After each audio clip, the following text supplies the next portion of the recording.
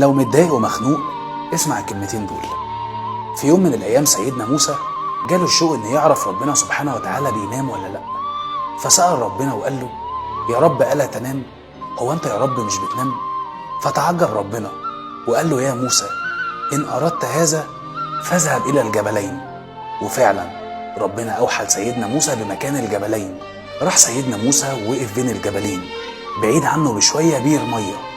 في لحظة فات فيها شاب طويل عريض قوي البنيان ميل بيشرب من البير ده، وهو بيشرب من البير ده وقع منه سرة فيها فلوس، وقام مشي بدون ما ياخد باله من الحاجة اللي وقعت منه. لحظات وفات طفل صغير من جنب البير وشاف سرة الفلوس دي، في لحظة أخدها وجري بعدها بدقايق. فات راجل كبير عجوز فشرب من البير ده وسند ظهره عليه عشان يرتاح. فجأة رجع الشاب اللي وقع منه سرة الفلوس وافتكر إنها وقعت منه وهو بيشرب من البير. فلما رجع ملقاش غير الراجل العجوز ده.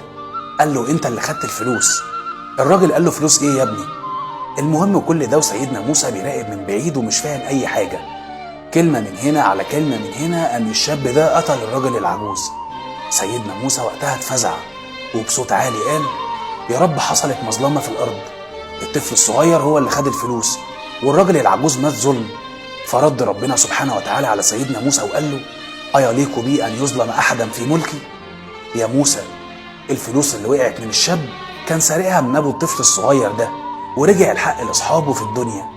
يا موسى العجوز اللي مات ده كان قاتل أبو الشاب ده ظلم، والشاب ده كان لسه طفل وقتها، ورجع الحق لأصحابه في الدنيا.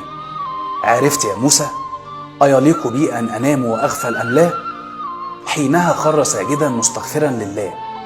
لو انت صاحب حق او مظلمة او اذى نفسي تسبب لك، والله هتدور الدايرة وهترجع الحقوق كاملة، بس انت خليك مؤمن بالله وواثق فيه. ما تقلقش لو الوقت طال، ربنا بيمهل ولا يهمل. ربنا بيدي وقت لكل الناس تعدل عن ظلمهم وتراجع نفسها، لكن لو ما حصلش لازم القدر بيتدخل ويعيد كل الحسابات لاصحابها. اطمن وثق بربك.